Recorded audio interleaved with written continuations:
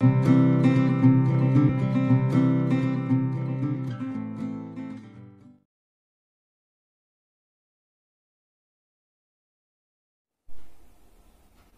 Students, कैसे हैं आप लोग। आज हम चैप्टर 15 का पार्ट 4 ले रहे हैं बेटा। ठीक है, लास्ट टाइम हम लोगों ने बायोडायवर्सिटी को कैसे कंजर्व किया जाता है, क्यों करना है, पहले कंजर्व वो हमने पढ़ा था। अब हम कैसे कर सकते हैं कंजर्व वो पढ़ेंगे।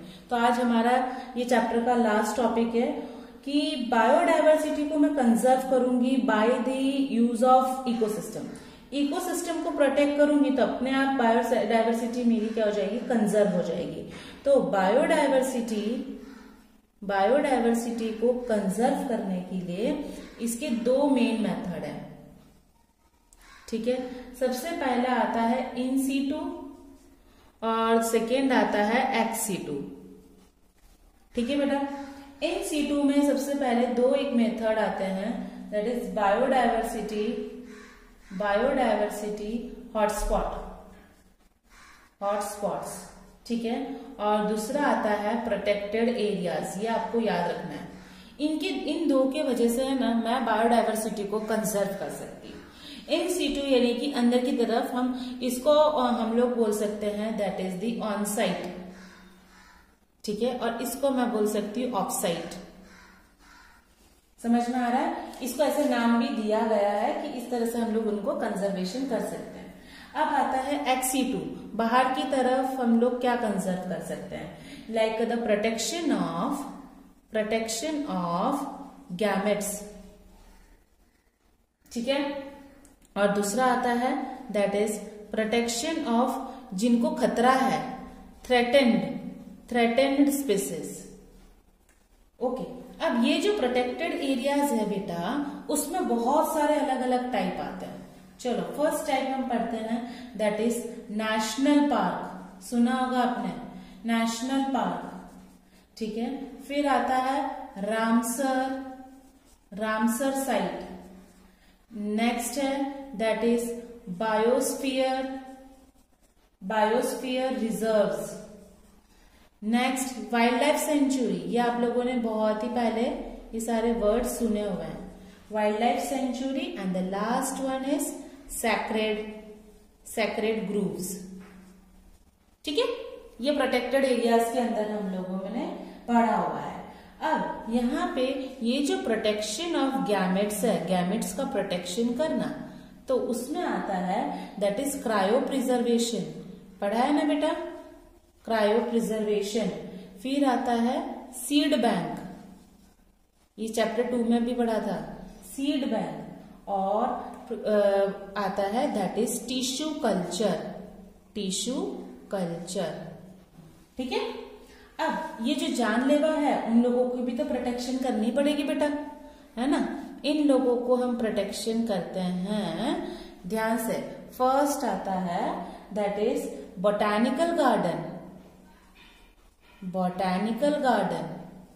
ठीक है, फिर आता है जू, that is zoological park. And third one आता है that is wild life safari park. ठीक है, तो ये आप लोगों को ये पूरा टेबल याद रखना है। तो अब सबसे पहले हम क्या पढ़ रहे हैं, इन सीटू, उसमें बायोडायवर्सिटी हॉटस्पॉट लेते हैं।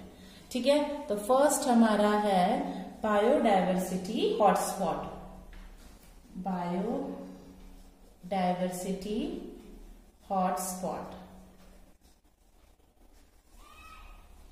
ओके, अब ये क्या है, ये इन सीटू का एक मेथड है कंजर्वेशन करने का। ठीक है, कंजर्वेशन मेथड्स है। अब यहाँ पे इन सीटू का जो सबसे पहला कंजर्वेशन है, हम लोग ये रीजन सबसे ज्यादा मैक्सिममली प्रोटेक्टेड एरिया कहलाया जाता है। इस रीजन में बहुत ही स्पीसीज रिचनेस हाई लेवल पे होती है। तो हाई लेवल पे मुझे यहाँ पे स्पीसीज रिचनेस क्या था, number of species per unit area. ठीक है, तो यहाँ पे मुझे ऐसे रीजन पे जहाँ पे मतलब हाई डिग्री ऑफ एंडेमिज्म, ऐसा स्पीसीज कोई भी रीजन में जो मुझे नहीं कभी कहीं पे भी नहीं मिलता है, सिर्फ एक ही रीजन में मिलता है, लेकिन हिप्पोपोटामस है वो सिर्फ ईस्टर्न एरिया में हमें देखने को मिलता है थोड़ा, तो वो क्या है वो ही एरिया में हमें देखने को मिलता है, तो वहां पे मैं क्या करूंगी उस हैबिटेट को मैं कंजर्व कर दूंगी कि वहां पे हिप्पोपोटामस कंजर्व रहे। तो हम लोगों ने ये देखा है पूरे इंडिया में यहाँ पे 25 बायोडाइवर्सिटी टोटल, इधर लिख देते हैं, टोटल 25 बायोडाइवर्सिटी हॉटस्पॉट्स है, ठीक है, यानी कि यहाँ पे इंडिया में मैंने अभी इनिशियली देखा है ना, यहाँ पे कंप्लीटली होते हुए 34 पूरा वर्ल्ड में हॉटस्पॉट है, 34 बायोडाइवर्सिटी हॉटस्पॉट देखने को मिला है। इंडिया में कुछ हॉटस्पॉट्स है हम लोग देख लेते हैं। वेस्टर्न घाट में, वेस्टर्न घाट्स में, फिर आता है Sri Lanka, Indo Burma, eastern Himalayas, ठीक है, यहाँ पे मुझे ये सारे हॉटस्पॉट्स देखने को मिले हैं। करीबन ये हमारे इंडिया का, ठीक है, अर्थ का 2% एरिया, अर्थ का जो लैंड था हम लोगों ने 14% पढ़ा, उसमें 2% एरिया लैंड तो कौन कवर कर रहा है, ये हॉटस्पॉट एरिया ही कवर कर रहा है, ठीक है। तो ये हम लोगों ने हॉटस्पॉट के लिए पढ़ा। अब हमारा सेकेंड टॉपिक आता है, दैट इज प्रोटेक्टेड एरियाज।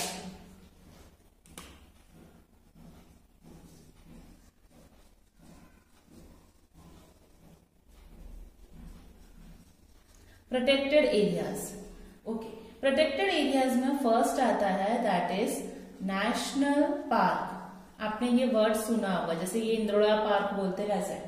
तो यहाँ पे गवर्नमेंट ने इंडिया में करीबन नेशनल पार्क कितने हैं, 90 है, याद रखना, इंडिया में 90 नेशनल पार्क्स है। तो ये क्या है, कोई भी वाइल्ड लाइफ को बेटर लाइफ करने के लिए उनकी एक्टिविटीज में जैसे कि कल्टीवेशन है, ग्रेजिंग है, फॉरेस्ट्री है, हैबिटेट मैनिपुलेशन है, ये सब कुछ यहाँ पे नहीं होता है। नेशनल पार्क में हम ग्रेजिंग, फॉरेस्ट्री, कल्टीवेशन ऐसा कुछ नहीं करवा सकते। फर्स्ट नेशनल पार्क इंडिया में 1936 में करवाया गया था और उसका नाम था दैट इज हैलीज नेशनल पार्क, ठीक है। अब आता है सेकेंड आता है that is wild life century. Wild life sanctuaries, wild life sanctuaries में क्या है कि हम लोगों ने कोई भी animals like, it means that, देखो बच्चे, ये एक ऐसा लैंड हम लोग देते हैं विथ और विदाउट लेक, यहाँ पे कोई लेक हो कि ना हो, कोई वाइल्ड एनिमल या कोई प्लांट यहाँ पे कुछ टाइम के लिए रहते हैं जिनका शिकार ना होता हो, ठीक है, हम कुछ थोड़े टाइम के लिए कुछ एनिमल या प्लांट को रखते हैं जिनका शिकार ना हो। करीबन इंडिया में 448 वाइल्ड लाइफ सेंचुरी है। यहाँ पे बेटा हम कोई खेतीबाड़ी या ग्रेजिंग या फॉरेस्ट्री नहीं कर सकते हैं, पर यहाँ पे हम कर सकते हैं। यहाँ पे हम फॉरेस्ट के प्रोडक्ट उगा सकते हैं, हार्वेस्टिंग कर सकते हैं, प्राइवेट खुद का एक लैंड लेके भी हम ऐसा कर सकते हैं, लैंड को टिलिंग भी कर सकते हैं। यहाँ पे सब अलाउड है वाइल्ड लाइफ सेंचुरी में, नेशनल पार्क में ऐसा नहीं है, ठीक है। अब है थर्ड आता है दैट इज बायोस्फीयर रिजर्व्स। अब है बायोस्फीयर्स में, ये एक ऐसे प्रोटेक्टेड लैंड है जहां पे हम जेनेटिक डाइवर्सिटी का प्रिजर्व कर सकते हैं, ठीक है। लाइक कोई भी ट्रेडिशनल लाइफस्टाइल है, जैसे कि वो जहाँ पे आदिवासी रहते हैं, ओके, वैसे वो लोग क्या करते हैं, कुछ एक अपना एरिया बना देते हैं, वहां पे अपना खुद का ही वो वहां के जीव जंतु जो भी प्लांट एनिमल है सबको कंजर्व करेंगे। तो बायोस्फीयर रिजर्व ऐसे हैं। तो इंडिया में ऐसे 14 बायोस्फीयर रिजर्व है, ये डिजिट्स पूछते हैं हर जगह, ठीक है। अब यहाँ पे अलग अलग है, लाइक वो लोग खुद का अपना अलग अलग सेटलमेंट कर लेते हैं, ह्यूमन सेटलमेंट करते हैं। ऐसे ट्राइबल्स होते हैं जहाँ पे जंगल में लोग रहते हैं, वो तो उन लोगों ने ऐसा ले रखा होता है कि खुद का लैंड की ये हमारा एरिया, हम इतने लोगों को कंजर्व करेंगे, ठीक है। अब आता है फोर्थ आता है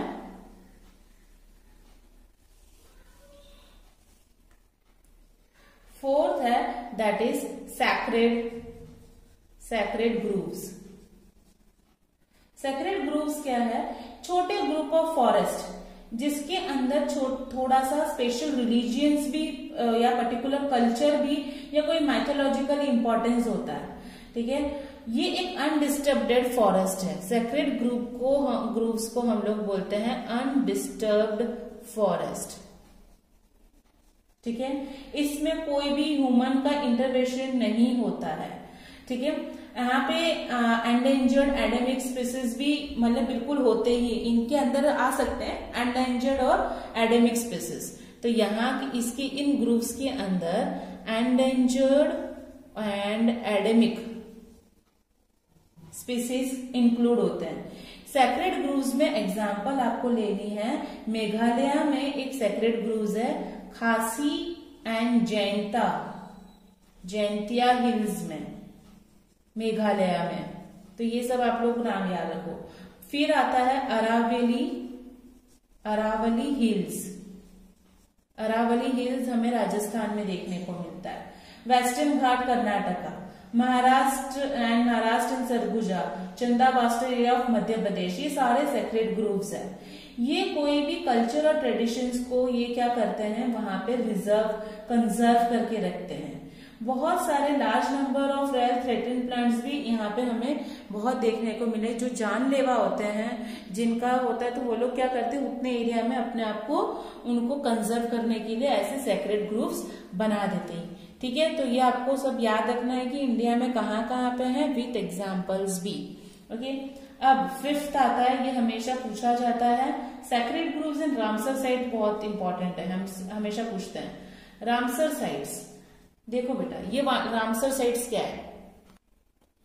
जैसे कि वेटलैंड्स होते हैं जहाँ पे दलदली एरिया होते हैं, पानी वाले एरियाज होते हैं, उनको भी तो कंजर्व करना है हमें, ठीक है। तो रामसर साइट्स जनरली वेटलैंड्स को कंजर्व करने के लिए करते हैं। ऐसे 26 रामसर साइट्स हमारे इंडिया में हैं, ठीक है। रामसर वेटलैंड्स को कंजर्व करने के लिए इंटरनेशनली डिजाइन किया गया था। और ये रामसर वर्ड कहाँ से आया था? ईरान से। ईरान में सबसे पहले 1971 में करा था वेटलैंड को कंजर्व करने के लिए, इसलिए रामसर कन्वेंशन नाम दे दिया गया है, जो सस्टेनेबल डेवलपमेंट को भी क्या करता है, इम्प्लीमेंटेशन करता है। ऐसे 26 रामसर साइट हमारे इंडिया में प्रेजेंट है।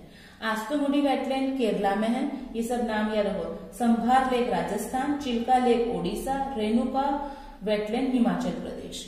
तो आप लोगों को ऐसा पूछ सकते हैं बेटा एमसीक्यू या फिल इन द ब्लैंक्स, और मैं ही पूछूंगी, इसलिए ये सब याद रखिए कि जैसे कि हमें पूछा चिल्का लेक ओडिशा, वो क्या है? बायोस्फीयर रिजर्व है, सेक्रेड ग्रूव है, रामसर साइट है कि नेशनल पार्क है? तो वो आपको पता होना जरूरी है, ठीक है। अब हमारा प्रोटेक्टेड एरियाज में हमारा सेकेंड आता है, सेकेंड है that is ex situ conservation, जो हम लोगों ने पढ़ा था, एक्स सिटू कंजर्वेशन। अब हम लोगों ने उसमें फर्स्ट है दैट इज प्रोटेक्शन, जो अभी जिनको हम लोग थ्रेटेंड है, जो जानलेवा है, जो अभी मरने के कगार पे हैं, थ्रेटेंड स्पीसीज, तो उनको हम बचाव करते हैं। तो प्रोटेक्शन ऑफ थ्रेटेंड स्पीसीज, तो ये क्या होगा, हम लोग कलेक्शन करेंगे कौन कौन से वाइल्ड और डोमेस्टिक जंगली और पालतू जानवर, ठीक है, या कोई भी प्लांट भी, domesticated species in botanical gardens, zoological park या वाइल्ड लाइफ सफारी पार्क, ठीक है। तो यहाँ पे मैं ऐसे देखूंगी, इंडिया के अंदर 355 ऐसे पार्क है जहां पे एनिमल्स क्या है, एक्सटिंक्ट होते जा रहे हैं, यानी कि जो जंगली है वो एक्सटिंक्ट होते जा रहे हैं। और 35 बोटानिकल गार्डन्स है जहां पे प्लांट्स का स्पीसीज क्या है, वहां पे प्रोटेक्टेड है। तो 355 मैंने ऐसे पार्क बनाए हैं जहां पे मैं कुछ ऐसे एनिमल रख सकती हूँ जो प्रोटेक्टेड है, और 35 बोटानिकल गार्डन ऐसे बनाए हैं जहां पे मैं प्लांट रख सकती हूँ जो जानलेवा है, जो अभी खत्म होने के कगार पे है, ठीक है। अब उसी में ही एक्सिट्यू कंजर्वेशन में सेकेंड आता है that is protection of gametes, protection of gametes. Okay, उसके अंदर है सीड बैंक्स। ये सब आप लोगों ने पढ़ा हुआ है। Seed banks, tissue culture and third is cryo preservation. Okay, seed banks. Seed banks क्या होता है बेटा, जैसे कि सपोज हम लोगों को कोई सीड्स है, उनके स्ट्रेन्स को कंजर्व करना है जो बहुत ही वाइड स्प्रेड है, ज्यादा फैला हुआ वैल्यूएबल है, तो हम लोग उसको क्या कर रहे हैं, एक एक्स-टू कंजर्वेशन। उस सीड का गैमेट्स के स्ट्रेन्स में क्या करूंगी, प्रोटेक्टेड करूंगी, स्टोरेज करूंगी। ठीक है, तो इन फ्यूचर में वो सीड्स डेवलप कर सकती हूँ। टिश्यू कल्चर, टिश्यू कल्चर आपने पढ़ा है, दैट इज दी, मैं कोई भी टिश्यू का छोटा सा पार्ट लेती हूँ, क्लोनिंग करती हूँ और उसको माइक्रो प्रोपेगेशन, मैंने सपोज एक टिश्यू लिया और उसके बहुत सारे टिश्यू करे तो वो प्रोसेस को हम लोग बोलते हैं दैट इज माइक्रो प्रोपेगेशन। तो माइक्रो प्रोपेगेशन के मेथड से मैं बहुत ही लार्ज नंबर के जीनोटाइप्स बनाऊंगी यही टिश्यू के, और एक कहीं ना कहीं मल्टीप्लीकेशन करके जो खत्म हो रही है स्पीसीज वहां पे उसका हाइब्रिड बना के वो कर सकती है। जैसे कि बनाना है, पोटैटो है, ये इनकी स्पीसीज खत्म हो रही है, पर मैंने टिश्यू कल्चर करने से उनकी स्पीसीज का मैनिपुलेशन किया और उनकी स्पीसीज को बढ़ा दी। तो पहले क्या करूंगी, मुझे ये टिश्यू को तो मुझे कंजर्व करना पड़ेगा, तो मैं हाइब्रिड बना सकती हूँ। तो with the help of tissue culture भी हम लोग ये कंजर्व कर सकते हैं। नाउ क्रायो प्रिजर्वेशन, ये एक इन विट्रो कंजर्वेशन है जिसमें मैं क्या लेती हूँ, लिक्विड नाइट्रोजन लेती हूँ -96 डिग्री सेल्सियस में, यानी 130 फ़ारेनहाइट में, -130 फ़ारेनहाइट में। तो यहाँ पे कांस्टेंट फ्रीजर रहता है। एक कोई भी जो वेजिटेटिवली प्रोपेगेटेड क्रॉप्स होते हैं उनको मैं स्टोर करती हूँ, या बायोलॉजिकल मटेरियल को स्टोर करती हूँ जो इन फ्यूचर की जनरेशन में मुझे हेल्प कर सके। ठीक है बेटा, समझ में आ रहा है? तो ये इन सीटू एक्स-टू बहुत ही ज्यादा इंपॉर्टेंट है, आपको ये अच्छे से इसका विथ एग्जाम्पल विथ डिजिट्स भी याद रखना है। अब आता है international initiative. International initiatives means international लोगों ने क्या पैर उठाए, पगले उठाए, किसके लिए भाई, कंजर्व करने के लिए बायोडायवर्सिटी को। ठीक है, तो यहाँ पे उन लोगों ने क्या बनाया, that is the earth summit. Earth summit हुआ था जो रियो डी जेनेरो उस कंट्री में हुआ था 1992 में। ठीक है, जिसमें बायोडायवर्सिटी का कंजर्वेशन करने के लिए बहुत सारे नेशंस ने इनिशिएट किया था।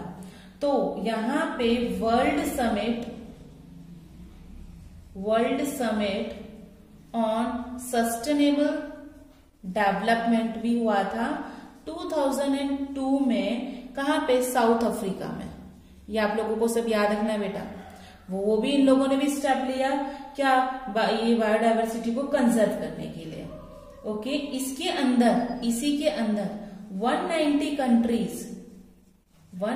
कंट्रीज उन्होंने कमिटमेंट किया था कि जो बायोडायवर्सिटी का करंट रेट जो रिड्यूस हो रहा है, लॉस हो रहा है, ओके, जो धीरे धीरे 2010 तक उन्होंने देखा loss eight global and regional local level by 2010, उन्होंने बहुत सारे ऐसे स्टेप्स लिए।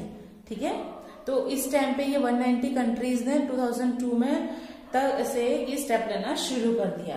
और 2012 में यूएन कॉन्फ्रेंस में एक सस्टेनेबल डेवलपमेंट का एक कॉन्फ्रेंस हुआ था। ठीक है, वहां पे भी उन्होंने एक ऐसा कॉन्फ्रेंस किया था और वो समिट था रियो अर्थ समिट 2012। तो इन्होंने ये सारे इंटरनेशनल इनिशिएटिव लिए। बेटा मेरे लिंक को लाइक करना ना भूलिए और शेयर करना नहीं। तो आज का मैं टॉपिक कंप्लीट करती हूँ। Thank you so much students.